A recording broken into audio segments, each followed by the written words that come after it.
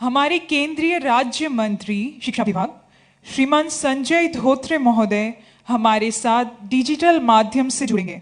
हम उन्हें स्क्रीन पर देख सकते हैं। हमारे माननीय उपाचार्य महोदय से निवेदन है कि अपनी वाणियों से उनका स्वागत करें। जैसे मैंने पहले कहा, आज ये पूरा नक्षत्र आ गए। माननीय शिक्षा मंत्री है और माननीय शिक्षा राज्य मंत्री श्री संजय शामराव धोत्रे साहब भी हमारा अभी लाइन पे आ गए, तो वो भी अपना विचारधारा रखेंगे। मैं थोड़ा बात करना चाहता हूँ। ये श्री धोत्रे साहब महाराष्ट्र का रहने वाला, धोत्रे साहब का जो रिकॉर्ड है 2004 से आज तक लोकसभा चुनाव का हर टाइम जीते रहे, और अभी नया शिक्षा नीति के बारे में जो सर का जो मददगार है वो धोत्रे साहब है। धोत्रे साहब, तो मैं बहुत खुशी का बात है कि धोत्रे साहब मेरा इनविटेशन, मेरा आमंत्रण स्वीकार कर लिया एवं बोलने के लिए तैयार हो गए। तो मैं ज़्यादा टाइम नहीं लेंगे, बट मैं रिक्वेस्ट करूंगा, अभी अनुरोध करूंगा धोत्रे साहब का अपना विचारधारा रखें।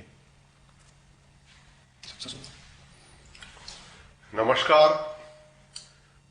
आजेकर विश्वभारतीर समावर्तन अनुष्ठाने आर किचुनखोनेर मध्ये प्रथितयशा भारतेर माननीय प्रधानमंत्री श्री नरेंद्र मोदी जी, मंचे उपस्थित पश्चिम बंगाल माननीय राज्यपाल श्री जगदीश धनखड़ जी, प्रतिभावान एवं आमार वरिष्ठ सहकर्मी भारतेर शिक्षा मंत्री माननीय श्री रमेश पोखरियाल निशंक जी, विश्व भारतीर सुयोग्य उपाचार्य प्रोफेसर विद्युत चक्रवर्ती जी, विश्व भारतीर अध्यापक अध्यापिकागण, समस्त कर्मचारी वृंदो, आजेकर अनुष्ठानेर पुरस्कार प्राप्त सकल स्थानगण एवं अभिभावक वृंदो आर समस्त छात्रो छात्रीगण,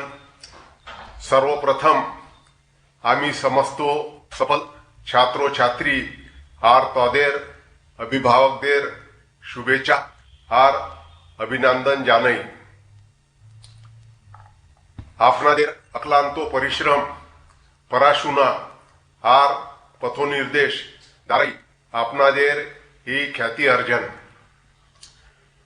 कोरोना महामारीर समय समस्त समस्यार मुखोमुखी होयो आपनादेर यही साफल्य सोत्तोई प्रशंसनीय।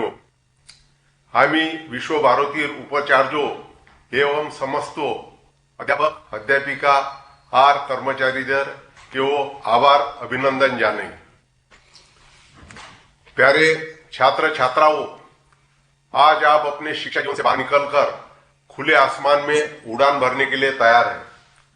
माता पिता गुरु शिक्षा संस्थान समाज आदि से ज्ञान को अर्जित कर आपने अपने पंखों को मजबूत किया है।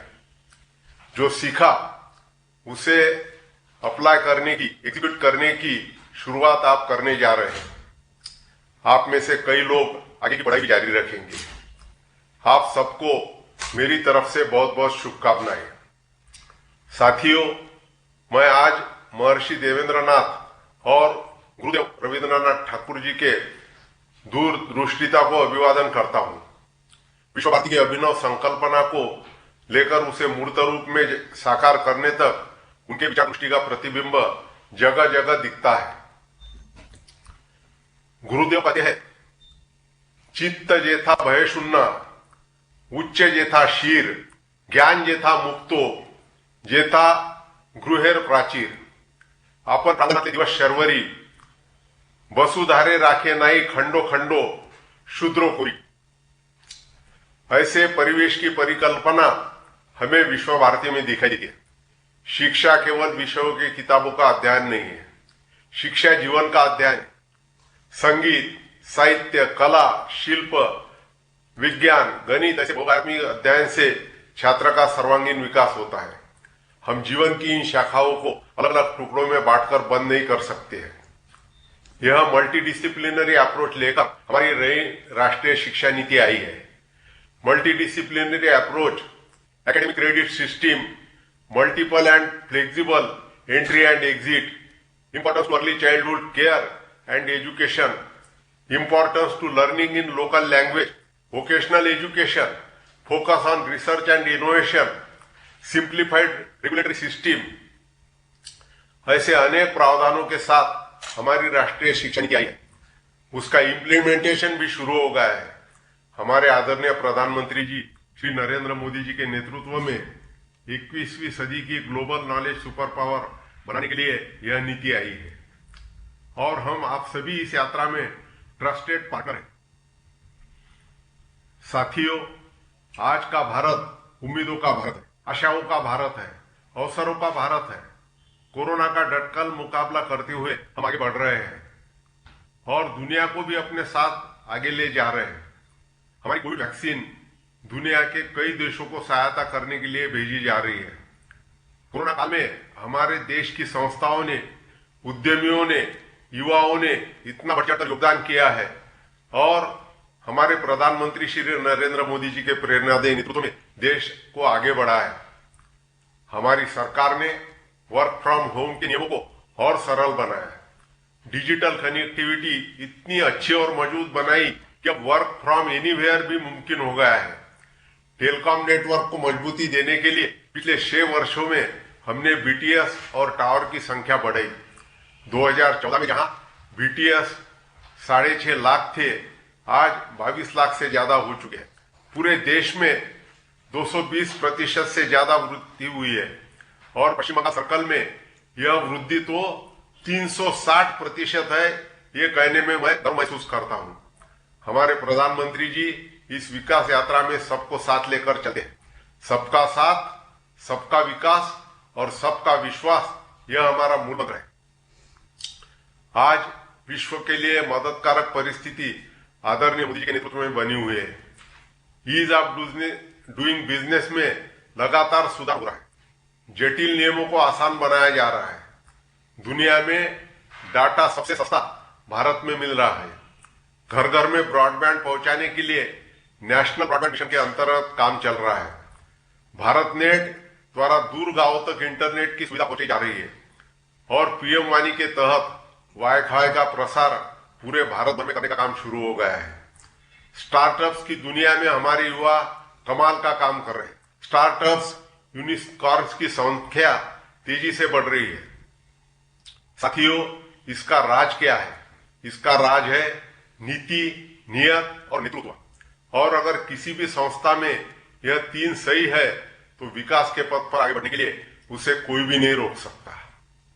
साथियों, डिजिटल इंडिया हमारे लिए केवल एक स्लोगन नहीं है, तो वह है भारत को $5 ट्रिलियन इकोनॉमी बनाने का एक महत्वपूर्ण रास्ता। और मुझे खुशी है कि आप जैसे युवा इस रास्ते पर अपने देश को और आगे ले जाने के लिए अपना योगदान दे रहे हैं। इंडियन रेनेसांस में बंगाल का योगदान बहुत ही महत्वपूर्ण रहा है।